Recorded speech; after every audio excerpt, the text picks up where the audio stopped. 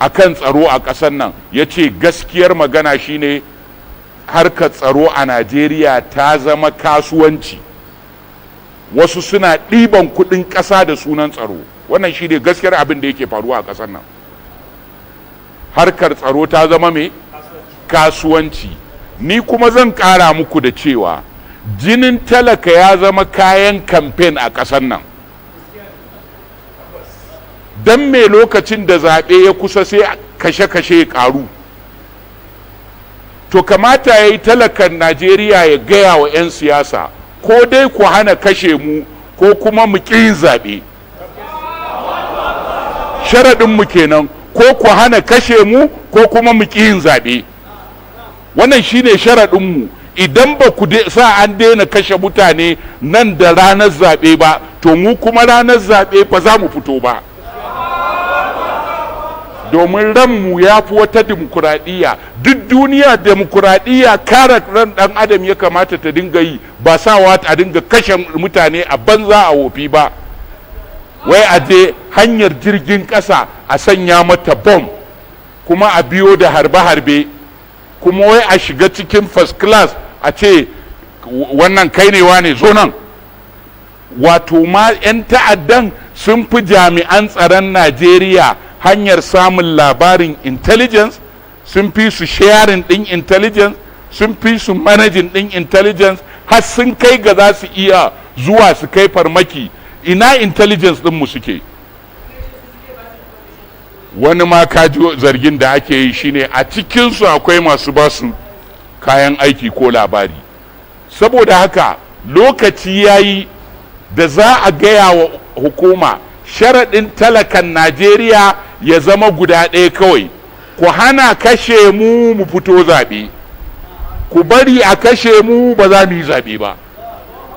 Tunda ku ba abin da kuka sani sai zaɓe, to mu kuma sai mu gaya muku yaren zaɓe ɗin. Ba dai sai mun je ko magudin za ka yi sai mun zo mun jero a layi sannan tukun kai ka ce an jefa ƙuri'a 1000 kuma ka ci 3000. Ko ba haka ake zaben ba ne? A kirga ko a layi a ce ƙuri'ar da aka jefa kwata-kwata guda 1000 ce, a 1000 ma guda 7 ta lalace, amma shi kuma malar rigimau yanzu abin da ya ci a wannan mazaɓa shine ƙuri'a 7,000. Haka fa ake mana a ƙasar nan. Duk mun haƙura, hanya ba kyau mun haƙura, talauci mun haƙura, tsadar rayuwa mun haƙura, ƙarya mun haƙura, kwashe kuɗin ƙasa mun haƙura. To ku banmu mu zauna da ranmu kuma ba zai yiwu ba? Saboda me? Haka wannan shine ƙa'ida, kuma ƙa'idar ita ce mu gane cewa ɗan adam tun da ya zo duniya abin da ya sani addu'a. Saboda da zai zo duniyar matsala ce ta kawo shi. Wace irin matsala? Matsalar da ta kawo shi shine shedan ya yaudari kakanmu Adamu. Shedan ya yi me? Ya yaudari kakanmu Adamu. A lokacin annabi Adam yana cikin aljanna, shedan ya zo ya yaudarar da shi. Ka san da me shedan ya yaudari annabi Adamu? Dawwama kar a mutu, da mulki. Da shi aka yaudari ɗan adam. Shi yasa mulki bala'i ne. Idan mutane suka damu da shi fiye da kima ya zama musu bala'i. Kuma abin da aka cusa mana a zuciyarmu kenan mu 'yan arewa. Kawai ana magana, ai yanzu wallahi in kuka bari suka yi mulkin nan shi kenan, daman ɗan abin da ya rage a hannunku kenan. Wai ka ji a hannunku? Don Allah ka duba hannunka, da Allah akwai mulki a ciki?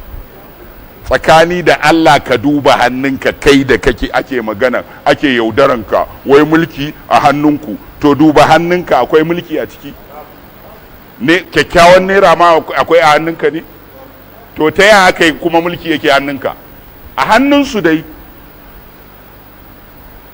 sai a ce muku in ba mulkin nan shi kenan. To yanzu dan Allah wannan tsiyar da ake mana akwai gaba da ita ne?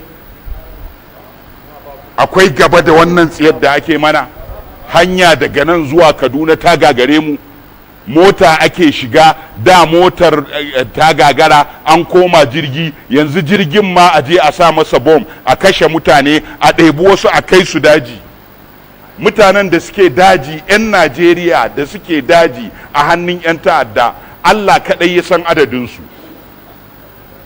'Yan ta'addan nan suna cin karansu ba babbaka, yanda ka san wata ƙasa ce mai zaman kanta. 'Yan ta'addan nan haka suke. Kuma ka lura da wani abu guda, idan fa an kashe mutanen, ƙwaƙƙwaran wanda zai je ya ce musu ma wayanda aka kashe ɗin, ɗan masu rai ɗin da ba su mutu ba, ya je ya ce ya jiki, Allah ya sai an yi sa'a.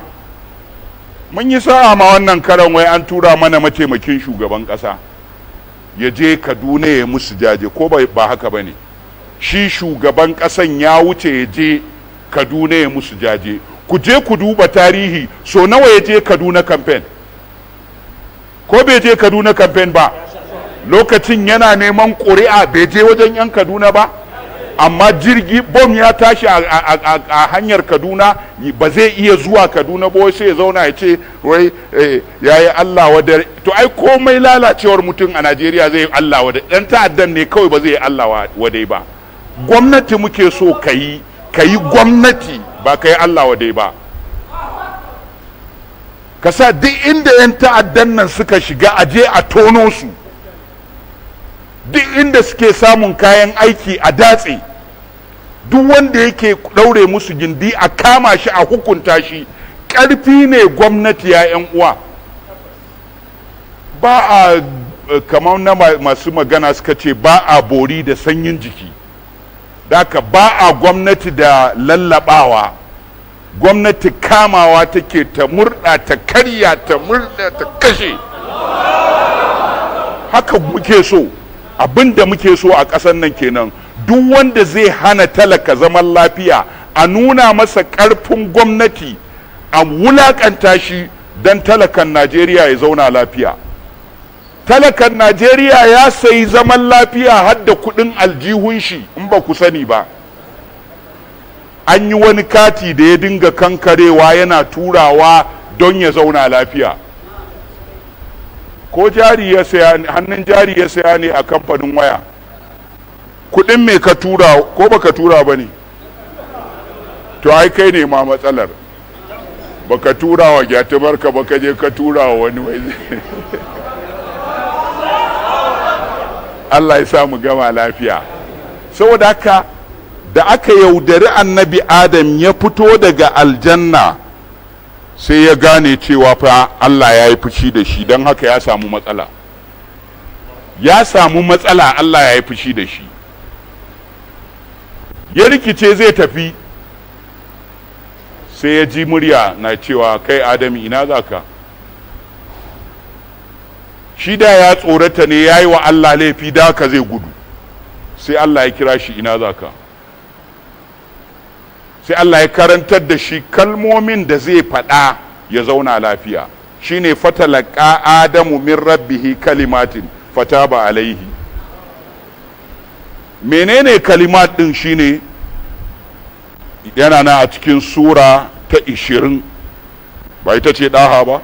Ku tambayi alarammomi. Qala rabbana zalamna anfusana fa in lam taghfir lana wa tarhamna lanakunanna minal khasirin. Sai suka dinga cewa ya Allah mun cuci kanmu. Maganin bala'i kenan. In bala'i ya zo ka ce me? Rabbana zalamna anfusana. Allah mun cuci kanmu. Ba wani ne ya cuce mu ba, wallahi ba wanda ya cuci 'yan Najeriya. 'Yan Najeriya mu muka cuci kanmu, ko kuma ka takaita ka ce ba wanda ya cuci 'yan arewa, mu muka cuci kanmu.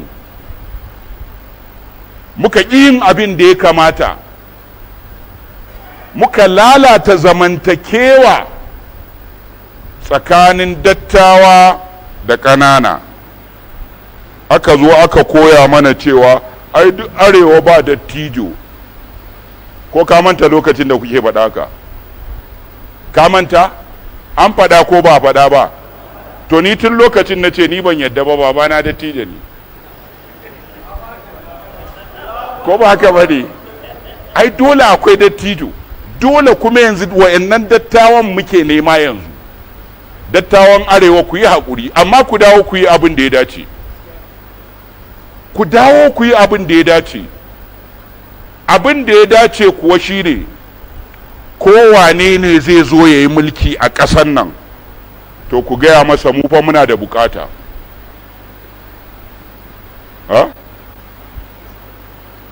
Kowane ne zai yi mulki a ƙasar nan, to ku gaya masa cewa muna da bukata. Ba mu da muka gan mu mun zo gabanka ko ka zo wajenmu neman ƙuri'ar jama'anmu ba, al'umman muna da bukata. Kai ɗan arewa, talakan arewa, me bukatar ka? Kaji wani ya faɗi babba, zaman lafiya ya fi zama shugaban ƙasa. Da ne ake cewa ya fi zama ɗan sarki, yanzu an canja, zaman lafiya ya fi zama shugaban ƙasa. Ku zauna lafiya, ko shedan ne yake mulki ba a kashe ku, ya fi a ce wai kun samo wani sahabin ƙarya ana kashe ku yana dariya. Ku tsaya ku gaya wa kanku gaskiya, bayan zaman lafiya me kake bukata kai dan arewa? Ban ji ba. Abinci, kaji gaskiya, abinci ba dalar ƙarya ba fa. Abinci a kasuwa, ka je kasuwa ka sai abinci da farashi mai sauƙi, abin da kake nema kenan. Bayan shi ilimi, 'yan uwa, duk wanda ba zai ce zai ba ku ilimi, ma'anar ilimi kuma shine makarantunmu su zama suna aiki. Amma bini-bini a rufe mana makarantu a je yajin aiki, 'ya'yanmu suna zaune. Kaga wancan ɗana ne,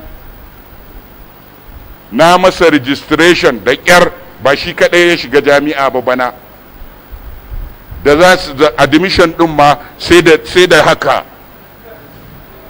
aka samu. Na gama registration aka ce ya zo ya zauna wai ana yajin aiki. Na ce to ɗauke mara kai ta ɗaukan hoto na, ba shi kenan ba? Inda na yi karatu kai ma ka je ka yi irin shi, kai ma ka shiga kyamarar. Ba zai yiwu a ce 'ya'yanmu suna zaune a gida kuma naku suna can a Ukraine ne, an dawo da na Ukraine, bom ya koro su, amma wasu suna can a Amerika, wasu na Ingila, wasu na Faransa, wasu na Germany, wasu na Dubai, wasu na kai har ma an fara yin digiri ɗan kwatano a Najeriya. 'Ya'yanmu kuma suna zaune a gida, kuma kuna zaune kuna cewa wai kuna wakiltan talaka. Ba ku san mu ba sai ranar da za ku ce mu yi layi ku kirga mu. Mu shanu ne da za a ce mu yi layi a kirga mu duk shekara 4? Mutane ne mu, to ku nuna mana mu mutane ne, ku tsare mana rayukanmu. To bayan wannan dattawa ku gaya musu, ɗan arewa bayan ilimi yana son mutunci, yana son ya zama mai mutunci.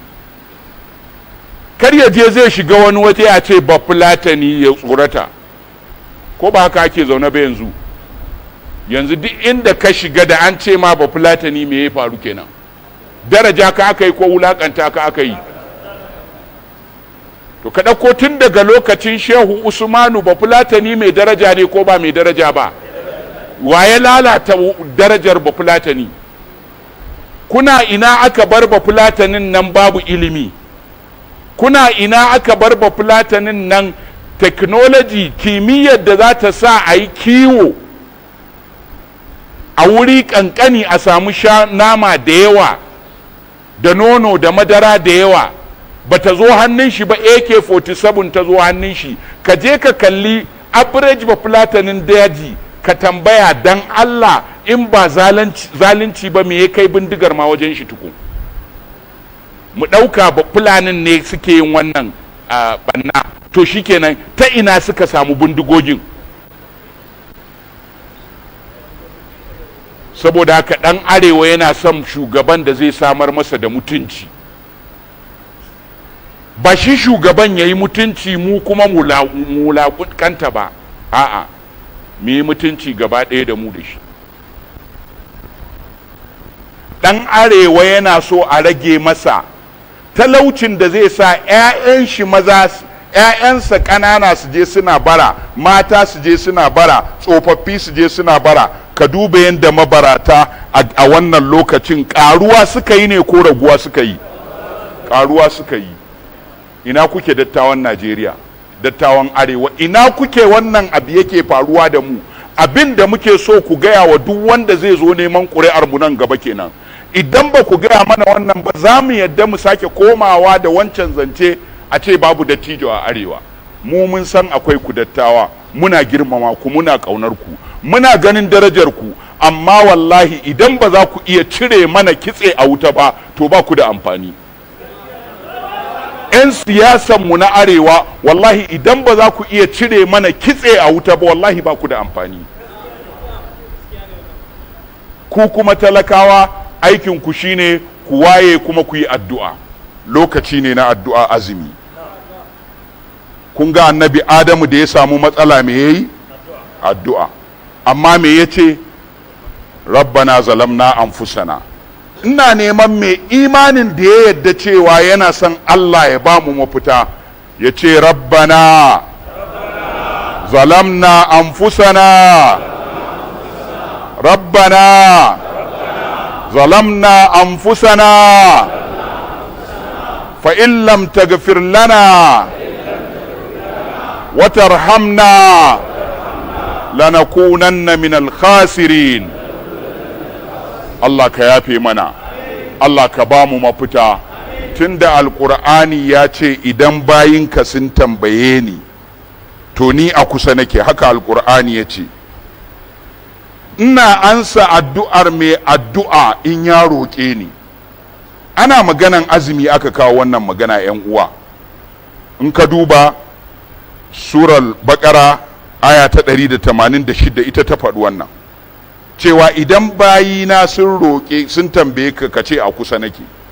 Ina ansa addu'ar mai addu'a in ya roƙe ni. Kuma ba a yi wannan magana ba sai bayan da Allah ya ce shaharu ramadana allazi unzila fihi alquran, watan ramadana da aka saukar da alqur'ani. Ana cikin maganar ba kaucewa aka yi ba, a'a don a nuna muku manufar azumi fa ita ce ka yi addu'a. Amma ka yi halin da Allah zai sanya ka matso kusa da shi, ya yadda da kai don in ka roƙe shi ya baka. Da haka kafin azumi 'yan uwa mu gyara halayenmu. Shi ya sa ma bana tafsirin da za mu yi akan gyaran hali ne, kwata-kwata tafsirin akan gyaran hali. Shi ya sa muka sa wa tafsirin take cardinal moral virtues for brighter future. Manyan halayen kwarai domin haskaka gobe. 'Yan uwa arewa ko Najeriya ko kuma mu dinnan da muke zaune a nan, ba mu da gobe mai kyau wallahi. Duk al'ummar da 'ya'yanta suke zaune a gida babu karatun jami'a, ba su da gobe. Duk al'ummar da ƙananan 'ya'yanta suke yawo suke barace-barace, ba su da gobe. Duk al'ummar da alaƙa mai kyau tsakanin masu zaɓe da masu shugabanci ta tsinke, ta zama yaudara, ba su da gobe. Da haka ya za mu yi mu dawo da wannan goben? Wannan shine aikin da muka sa a gaba. Muna fatan Allah ya yarda da ku kafin Ramadana. Muna fatan Allah ya ansa dukkan addu'o'inku a Ramadana. Muna fatan Allah tabaraka wa ta'ala ya wanke ku, ya yarda da mu, ya samu a aljanna kafin ƙarshen Ramadana. Allah ya zaunar da ƙasarmu lafiya. Waɗanda aka kashe su a hanyar Kaduna da sauran mutanen da aka kashe su a ƙasar nan don zalunci, Allah ka yafe musu, ka ba su shahada, ka ba su aljanna. Waɗanda suke kwance a asibiti babu lafiya ko saboda ɗabi'a ko kuma wannan bala'i da ya afka musu, Allah ya Ubangiji ka ba su lafiya. Waɗanda suke hannun 'yan ta'adda, Allah ka kwato su. 'yan ta'addan nan Allah ka mana maganinsu, wa'yanda suke mana ta'addanci da kuɗin ƙasa a cikin gwamnati suke cutanmu suke lalata ƙasar nan, Allah ka shirye su, Allah ka zaunar da ƙasarmu lafiya. حينما أخرجه الله سبحانه وتعالى من الجنة بسبب إسيانه، فأخرجه الله سبحانه وتعالى، لكنه تفكر كيف يفعل وإلى أين يذهب، فأمره الله سبحانه وتعالى أن يقول كلمات، وهذا معنا فتلقى آدم من ربه كلمات فتاب عليه إنه هو التواب الرحيم. وهذه الكلمات هي كما عرفنا في سورة طه، قال ربنا ظلمنا أنفسنا فإن لم تغفر لنا وترحمنا لنكونن من الخاسرين.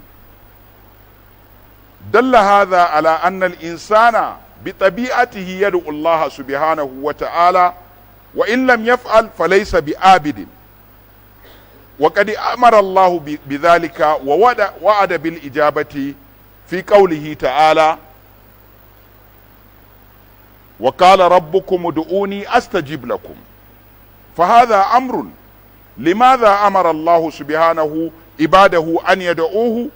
لأن الدعاء هو العبادة كما جاء في الحديث، الدعاء مخ العبادة. دل ما تسمعون أيها الأحباب على أن حال التي كنا فيها في نيجيريا لا بد وأن ندعو الله سبحانه وتعالى، وها هو وقت الدعاء قد جاء، كما قال سبحانه وتعالى: وإذا سألك عبادي عني فإني قريب أجيب دعوة الداعي إذا دعان. نسأل الله سبحانه وتعالى أن يستجيب دعوانا، نسأله سبحانه وتعالى أن يجعلنا من المخلصين المؤمنين، نسأله سبحانه وتعالى أن يمن علينا بالثبات ويمن علينا بالأمن في نيجيريا.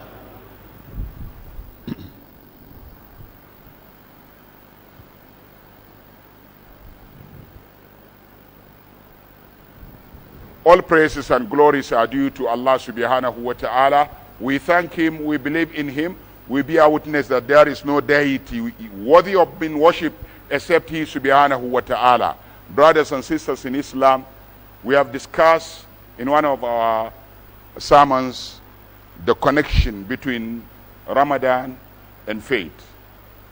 And we followed it by a discussion on relation between Ramadan and piety. Today we are going to look at the relationship between Ramadan and dua, supplication. This is very important at a time when Nigeria is facing a very serious challenge. Everything is not working well. People are dying. Our roads are not secured. Most of the parts of the country is not secured. And the government is always telling us what we don't understand, that they are doing their best. And we deserve more than that, their best. That is what I always say.